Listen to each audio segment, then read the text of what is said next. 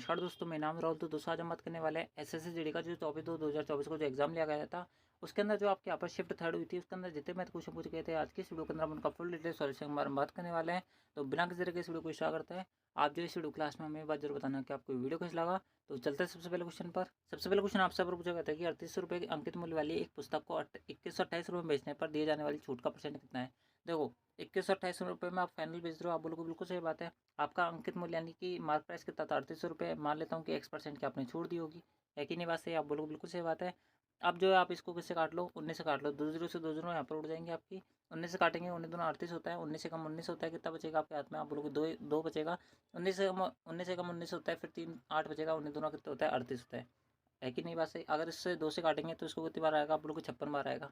ठीक बात है, यानी कि एक्स की वैल्यू कितनी आ गई 56। तो आप इस 56 को किसके अंदर से घटाओगे, आप बोलोगे 100 में से घटाते हैं। हमेशा जब भी एक्स की वैल्यू निकालते हैं ना तो इसको 100 में से घटाते हैं, तो 56 को घटाएंगे तो कितनी वैल्यू आएगी 44 आएगी, यानी कि ऑप्शन दूसरा करेक्ट है।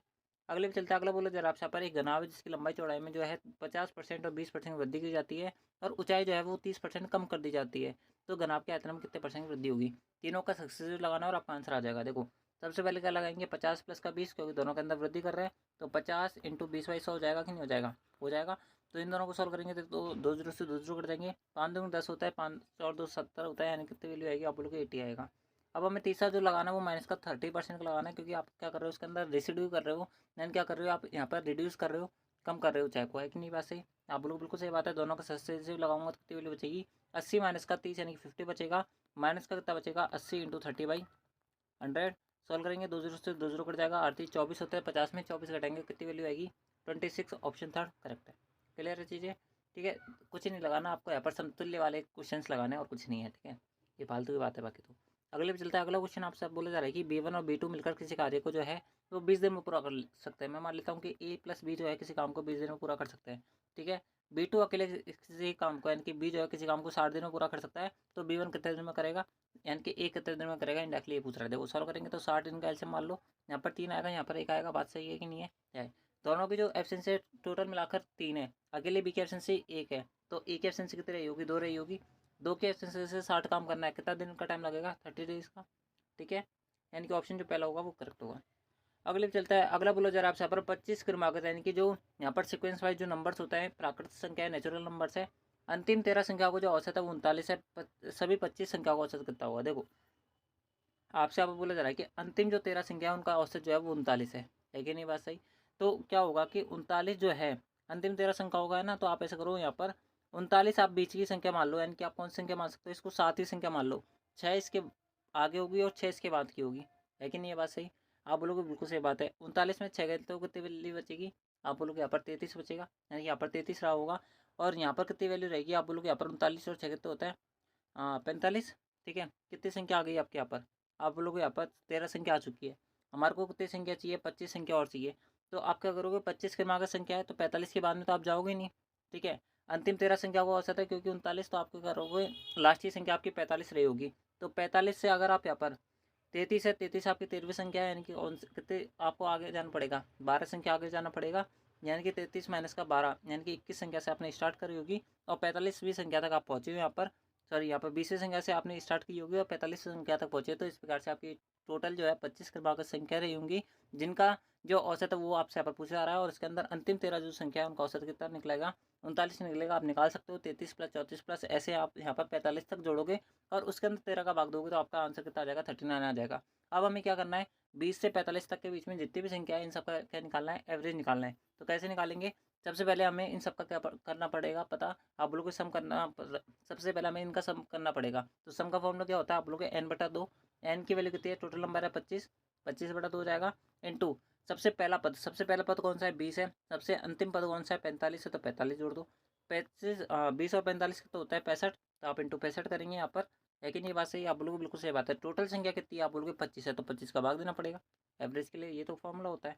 अगर आप अब सॉल्व करेंगे तो देखो 25 से 25 कर जाएगा, 2 का भाग अगर आप यहाँ पर किसके अंदर देंगे 65 के अंदर देंगे, ठीक है। तो आपकी वैल्यू आएगी लगभग लगभग 32.5, है ना। तो 32.5 जो है किसका अप्रॉक्स है, आप बोलोगे 33 का अप्रॉक्स है, यानी कि ऑप्शन पहला करेक्ट हो जाएगा। अगले पे चलते हैं। अगला बोला जरा आपसे यहाँ पर कि 18 जो छात्र है उनका जो औसत अंक है वो 190 है। बाद में ये पाया गया कि एक छात्र की जो गलती से 64 के स्थान पर उसका जो अंक है वो कितने दर्ज कर लिए 46 यहाँ पर क्या कर लिए, उसके नोट कर लिए गए हैं। तो उन सभी छात्रों का सही औसत अंक कितना होगा। तो क्या जोड़ना था आप बोलोगे यहाँ पर 64 जोड़ना था, क्या जोड़ लिया 46 जोड़ दिया है। कितने की मिस्टेक हुई है आप बोलोगे यहाँ पर 64 माइनस का 46 कितनी वैल्यू आएगी आप बोलोगे 8 बचेगा। यहाँ पर 18 बचेगा, यानी कि 18 के हमने क्या करा है उसके अंदर कम करके लिखा है इंडायरेक्टली। बात ये है आप बोलोगे बिल्कुल सही बात है। टोटल छात्र कितने थे 18 थे, 18 का भाग दोगे 18 के अंदर कितनी वैल्यू जाएगा आप बोलोगे एक बार जाएगा। टोटल हमें क्या करना है ज़्यादा करना है, यानी कि ये संख्या प्लस के अंदर थी तो प्लस करना पड़ेगा हमारे पास पहले जो एवरेज था उसके अंदर। तो पहले जो एवरेज था वो 190 था, 190 के अंदर हमें एक जोड़ना पड़ेगा तो आंसर कितना आ जाएगा आप बोलोगे 191 आ जाएगा, यानी कि ऑप्शन जो थर्ड हो जाएगा वो आपका करेक्ट हो जाएगा। अगले पे चलते हैं। अगला बोला जा रहा है आपसे यहाँ पर कि अनिल और विकास जो है दो लड़के हैं जिनकी जो आयु है ना, आय सॉरी इनकम है। अनिल और विकास इनकी इनकम का जो यहाँ पर रेशियो दे रखा है वो 8:5 रखा है। विकास की आय अनिल की आय से 3,000 रुपये कम है। इन दोनों के बीच का अंतर कितना है आप बोलोगे 3 यूनिट का अंतर है। इस 3 यूनिट की वैल्यू 3,000 दे रखी है, तो अनिल और विकास की कुल आय कितनी पूछ रहा है, कितनी होगी। देखो अगर 3 यूनिट की वैल्यू 3,000 है तो 1 यूनिट की वैल्यू कितनी रही होगी, 1,000 रुपये रही होगी नहीं रही होगी आप बोलोगे बिल्कुल रही होगी। दोनों की टोटल आय कितनी आप बोलोगे 13 यूनिट है, 8 और 5 13, 13 इंटू 1,000 करना पड़ेगा टोटल आय के लिए, यानी कितनी वैल्यू आ जाएगी आप बोलोगे ऑप्शन दूसरा, यानी कि 13,000 करेक्ट हो जाएगा।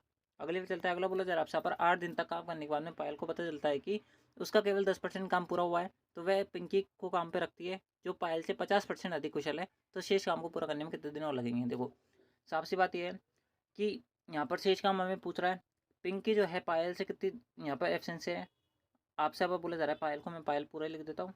पायल से 50% अधिक कुशल है, यानी कि अगर यहाँ पर पायल जो है किसी काम को एक दिन में एक काम करेगी तो यहाँ पर ये कितना काम करेगी आप लोग 1.5 काम करेगी, यानी कि इसको सॉल्व करेंगे तो कितनी वैल्यू आएगी आप लोग 3:2, यानी कि इन दोनों के बीच की एफिशिएंसी का रेशो कितना है आप लोग 3:2 है कि नहीं है। आप लोग बिल्कुल सही बात है। आपसे आप बोला जा रहा है कि 8 दिन तक जब पायल काम करती है तो उसको पता चलता है कि उसने 10% काम पूरा करा है, यानी कि 100% काम पूरा करने में कितना दिन का टाइम लगेगी आप लोग 80 दिन का टाइम लगेगा। 80 दिन का टाइम लगेगा कब, पायल जब काम करेगी, यानी टोटल काम कितना हो जाएगा आप लोग 80 × 2 160 हो जाएगा नहीं हो जाएगा आप लोग बिल्कुल हो जाएगा। तो 180 में से 160 में से कितना काम पायल कर चुकी है आप लोग 10% काम पूरा पायल कर चुकी है। आप बोलोगे बिल्कुल सही बात है।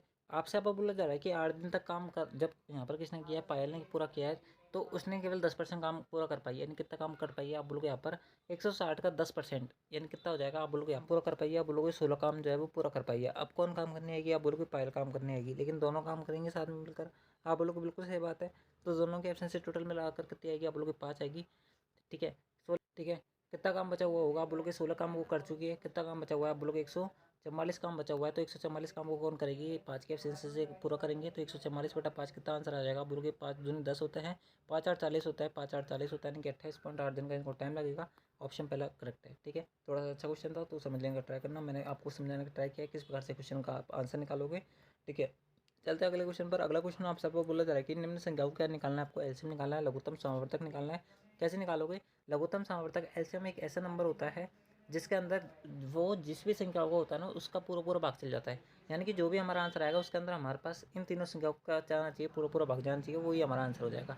बात करें 120 से तो दोस्तों आपको करना है यहाँ पर 120 से आपका यहाँ पर किसके अंदर भाग चल जाएगा आप बोलोगे यहाँ पर सबका भाग चल जाएगा। ठीक है लेकिन 240 वाला आपका आंसर नहीं हो सकता। साफ सी बात है क्योंकि आपका यहाँ पर 480 इसके अंदर क्या नहीं जा पा रहा, 480 का आप बोलोगे भाग नहीं जा पा रहा।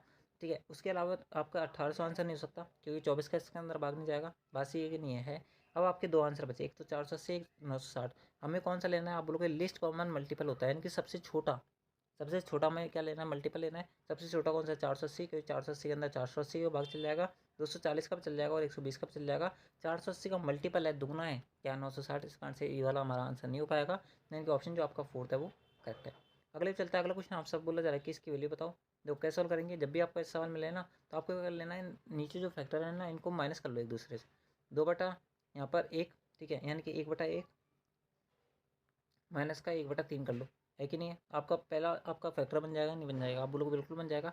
इस प्रकार से आगे वाले को तोड़ोगे तो कितनी वैल्यू आएगी आप बोलोगे 1/3 माइनस का 1/5। इस प्रकार से सीरीज चलती जाएगी नहीं चलती जाएगी आप बोलोगे बिल्कुल चलती जाएगी। लास्ट में कितना बचेगा आप बोलोगे 1/47 बचेगा नेगेटिव में। बस ये नहीं है ये सारे जो यहाँ पर फैक्टर्स आएंगे वो सारे कट जाएंगे नहीं कट जाएंगे आप बोलोगे बिल्कुल कट जाएंगे। क्या आंसर बचेगा लास्ट में आप बोलोगे यहाँ पर 1 माइनस का क्या बचेगा 1 माइनस का 1/47,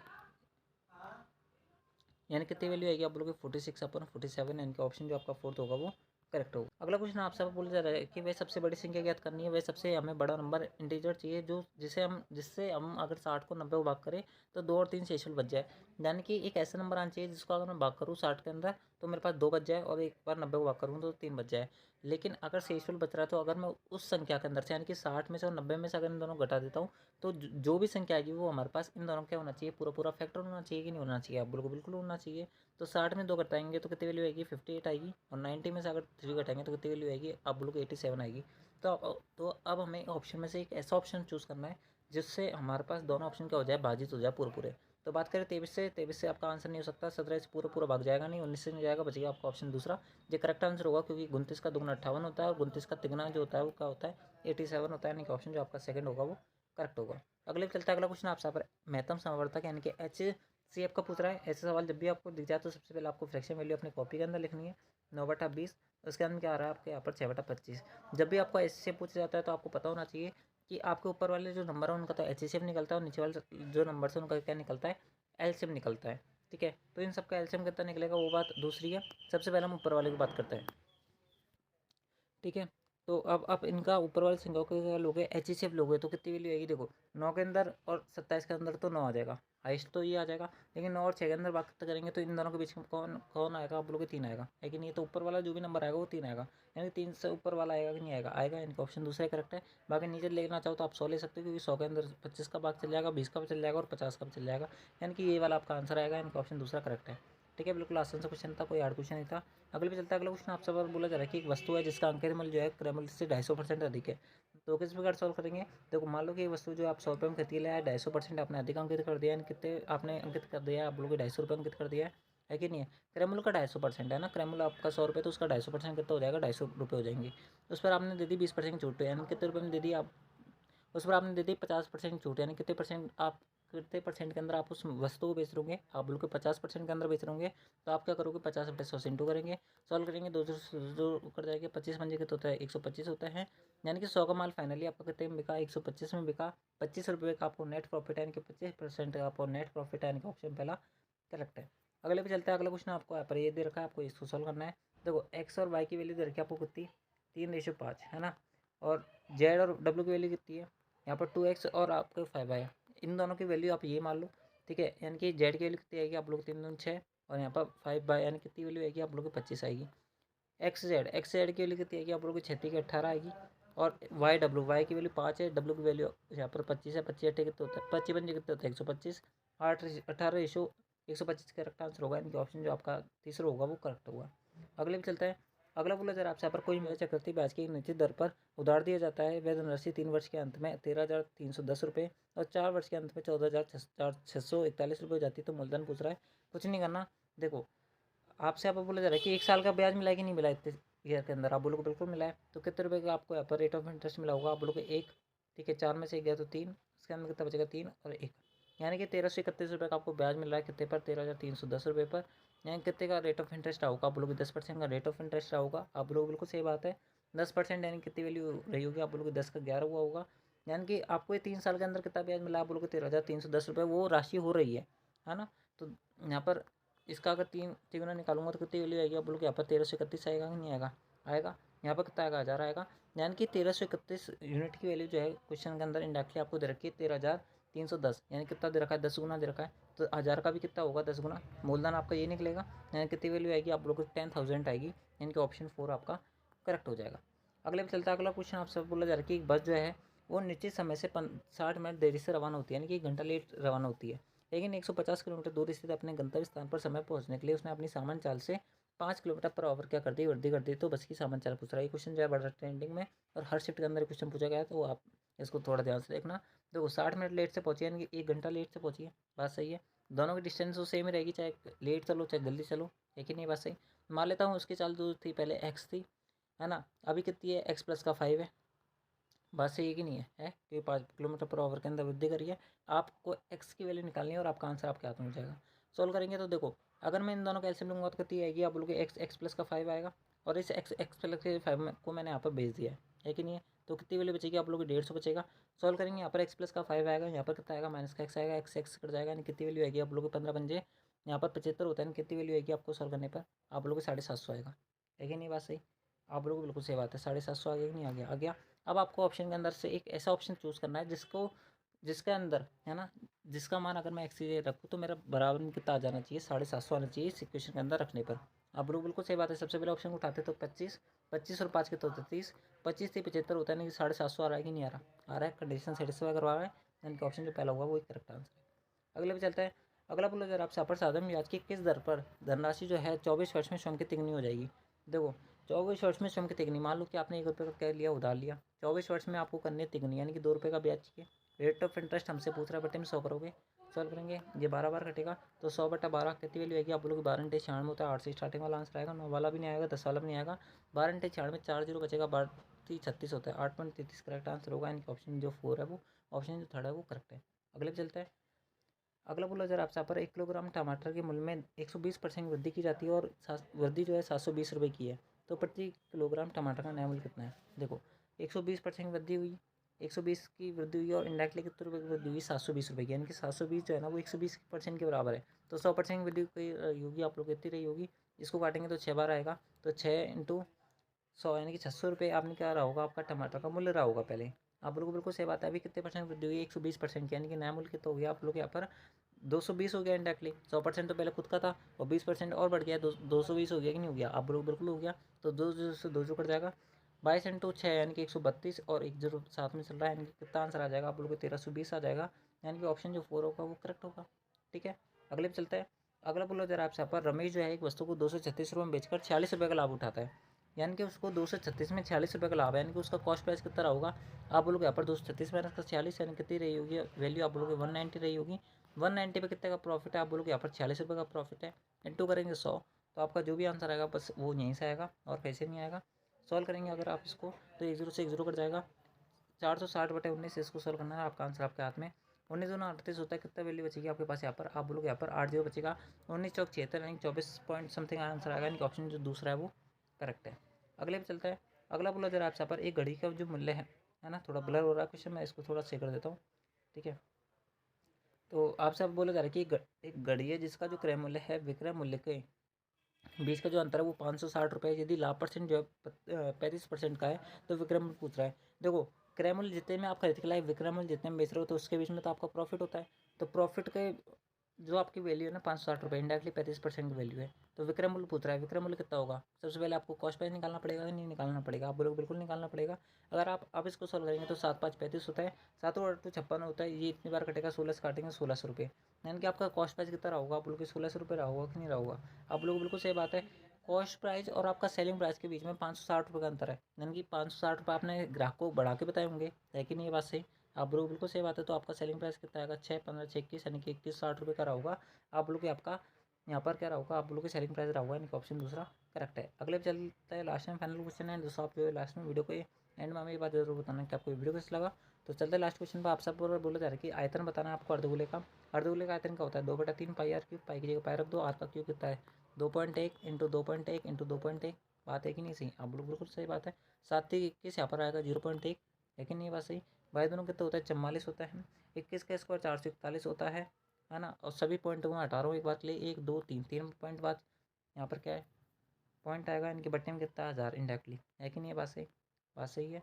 अगर आप अब इसको सॉल्व करेंगे तो 44 कम 44 होता है, 4 असर लगेगी, 44 चौके 176 होता है ना।